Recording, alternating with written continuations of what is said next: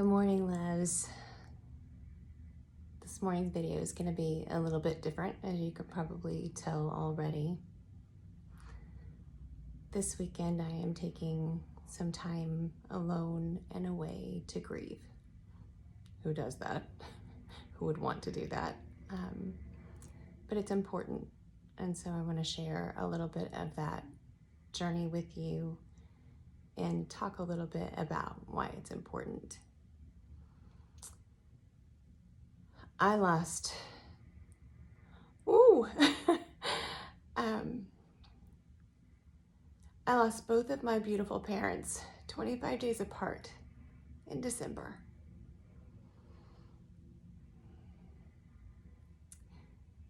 I have some personal beliefs that make death less frightening for me and in many ways more lovely. That doesn't mean that it hurts any less.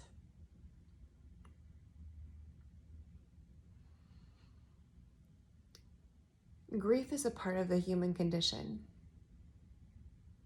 We all experience it, and frankly, we should all experience it at some level daily.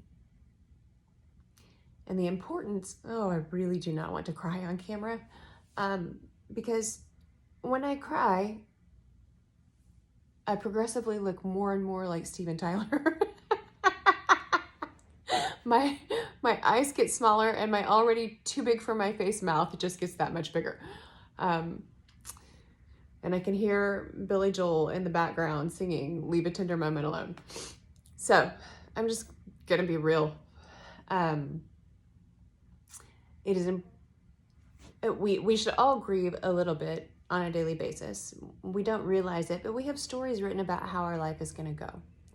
So as a parent, we might grieve, when our child walks down the stairs wearing something that we're thinking, oh my gosh, where did that come from? Because in that tiny little moment, the story we had written about, this is what my kiddo is going to look like, as they grow up, we have to rewrite a little bit of it. And when we rewrite that one little paragraph, it changes the whole trajectory of the story.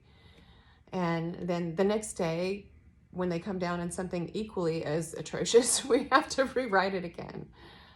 We grieve over a loss of freedom. Yesterday I could open this jar without a problem, and today I have to get the little squeegee gripper thingy. So there's small grief, and there's big grief, and there's all kinds of in-between grief. Grief that is not transformed will be transferred. So if we don't find outlets for that grief, if we don't allow, especially the big grief, then it will get projected onto other things, other relationships, into other emotions. And that's why it is so difficult, so important for us to make sure that we are experiencing the grief and allowing ourselves to feel it. We're all entitled to our grief. It's been interesting as I've been back in the office to hear my clients say, I don't even feel like I should be talking to you about this after everything you've been through. And my response to that is, if we were going to follow that train of thought, then I would have to say, well, gosh, I don't have really the right to grieve because I had amazing, wonderful, kind, salt of the earth, simple, beautiful, accepting, non-critical parents. So, how could I grieve losing parents like that? Only somebody who had unskilled or unloving parents would have a right to grieve. And then if we follow that on down the line, well, those people wouldn't really have a right to grieve because at least they had parents. So only the people who, didn't have their parents for part of it. We all have a right to grieve. And it's not okay to judge grief or to measure grief or to take away grief. I have seen people grieve just as deeply for the loss of a pet as they have for the loss of a job, as they have for the loss of a child, as they have for the loss of a parent. And as I go through that list, I've experienced all of those things. And grief is grief is grief, and we all experience it differently. And we don't need to measure that or judge it. And when we do, it actually, grief shared is grief divided. When we're able to unite in grief to a degree, not live in it, but connect in it, then it diminishes. Now, there are exceptions to that. We are not designed to live in our grief. When I first lost my daughter, there was a website that I found great solace in finding other people who had had the same experience. And the first couple of weeks, I would feel so much better when I had heard other stories and knew other women who had experienced what I experienced. And then after that couple of weeks, I would notice that when I spent time looking there for comfort, I would actually feel a little bit worse afterward. And then I started to realize that there were people there who had been, posting on that website for 25 years. And that was not right for me. That wasn't something I wanted for myself.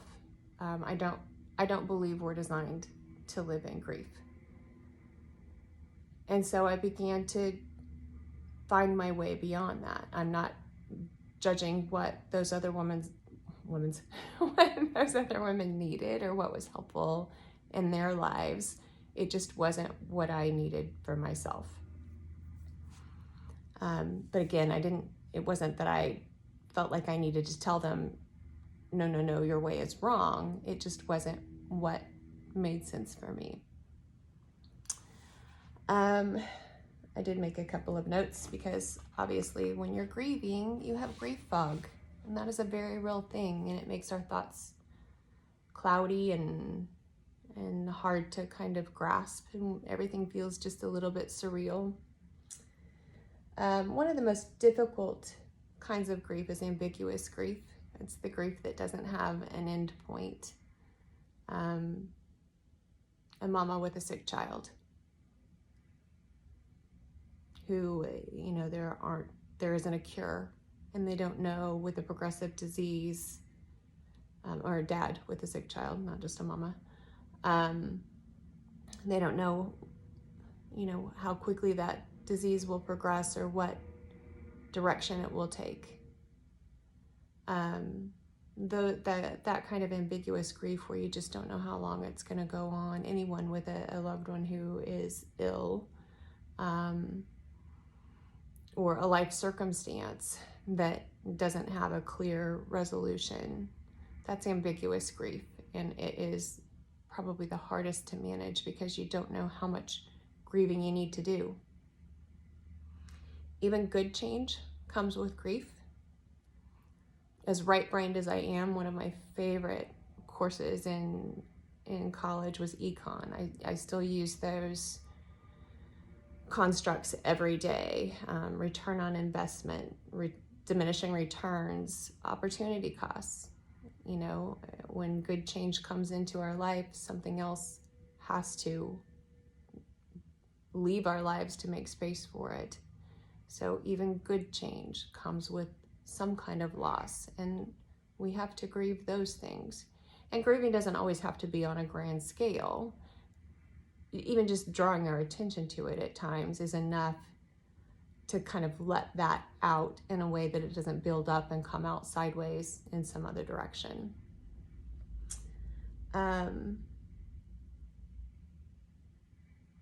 I think one of the most important things to understand is that grief doesn't go in a straight line.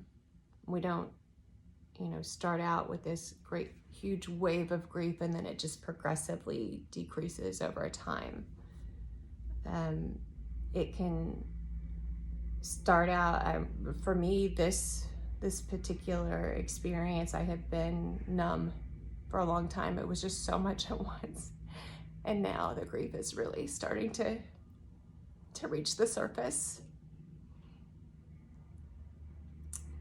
And it comes in waves for me right now, where for other people, they grieve really hard at the beginning and, then it may diminish, but it tends to circle back around. And that's when I see a lot of people in my office. They'll say, I thought that I had grieved this, and now here I am. And it might be, 2 years after the fact. It might be 2 decades after the fact. So the way that I've started to describe that is what I call the book of grief. You've seen those pedestals with like a giant tome on top of it that is kind of open to a page in the middle. And I talk about grief, like the first part of it is reading that first column, and it's like a language that you don't even know, and you're just struggling through every word, and it's hard to make sense of anything that you're reading. And the sentences, the words don't even make sense, much less the sentences, and you can't get through a paragraph, and it just takes forever to read it. And by the time you get to the second grief fog column of the first page, you're starting to at least be able to string the words together, but you still can't get there for the sentences, and the paragraphs are a lost cause. And by the time you get to the top of the second page, you're starting to maybe be able to make a little more progress, and it's not quite as cumbersome. And by the time you get to the last column, you're a little better able to kind of make your way through it, and it's starting to make sense. And you get to the bottom of the page and you're like, okay, I feel normal again. I feel somewhat human. And then a breeze comes along and turns the page, and the whole thing starts over again. And it may not be at the same level and the same intensity, but the first part is harder, and it's confusing because you thought you did all this already, and then you find your way through it, and then the page may turn again, and that may happen for years, and it may happen for your whole life. And when we can think about grief as the price of love and as the proof of love, what a beautiful thing. What a beautiful thing to have loved in a way that it hurts so much to let go. So I'm going to turn the camera off now and I'm going to sink into my grief. And I'm going to miss my mom and dad. And I'm going to be grateful for every tear, because it represents all the gifts of love that I was given by their presence.